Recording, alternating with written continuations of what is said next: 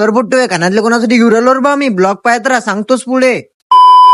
तर सगळ्या बुट्ट्या असून जय शिवराय. तर बुट्टो स्वरूपदान मी चाललो रे बा येळवणले, कारण आज येळवणची यात्रा आहे आणि आपल्या घरचे रोडगे आहेत. आणि तुम्हाला व तुमच्या फॅमिलीला हनुमान जयंतीच्या हार्दिक शुभेच्छा. जाता जाता आज आमच्या दूध एक चांगली गोष्ट झाली रे बा. गेट कधीच बंद असते पण आज उघडं होतं. तिथून डायरेक्ट मग पेट्रोल पंपावर आलो, गाडीत 200चं पेट्रोल ओतून दिलं. पंपावर उडत उलट डायरेक्ट आम्ही येळवण मध्ये प्रवेश केला. तर स्वरूपदाल म्हटलं आपण चक्रधर स्वामीचे दर्शन करायला जाऊ. मग पहिले त्या विहिरीवर आलो, मस्तपैकी हातपाय गीतपाय धुतले, मग गेलो दर्शन करायला. दर्शन झाल्यावर चाललो तर आम्ही मठात. भावजुदा भेटला, म्हणे मला ब्लॉग मध्ये घे. मी म्हटलं ठीक आहे, काही विषय आहे का. मठात गेल्यावर थोडं बसलो सुद्धा. स्वरूपदा म्हणे आम्हाला भूक लागली, चाल मग नाश्ता करायला. मग नाश्ता करायला गेलो, एक एक प्लेट कचोरी खाऊन घेतली. नाश्ता झाल्यावर डायरेक्ट मठात आलो. मठात आल्यावर पहिली म्हटलं चला, म्हटलं पहिले भाजी भाऊ कशी झाली तर व्हिडिओ काढून घेतला. मग दरवेळेस सारखं 1-2 पंक्ता वाढल्या आणि जेवण करून घेतलं. जेवण घेऊन झाल्यावर डायरेक्ट आल्यावर बा मी यात्रा फिरायला. एवढ्यातच अजुदा भेटला, चाल म्हणे आपल्याला खेळबांडे घ्यायला लागते. तिथे गेल्यावर समजलं की दुकानदार 500 म्हणते ना अजुदा 300 म्हणते. मग काही मेळ बसला नाही. अजुदा म्हणे खेळबांडे नाही तर कानातले सही म्हणे, आपल्याला आपल्या भाषेसाठी काही ना काही नाही असला. मग डायरेक्ट आल्यावर बा आम्ही बावलं गेले. आम्ही जे बोललो तेच ते बावलं बोले. मग आम्हाला आवडलं, आम्ही घरी घेऊन चालला. बावल्याला की एकटं कमी नाही म्हटलं. मग त्या बावल्यासाठी आम्ही टेडी घेतला.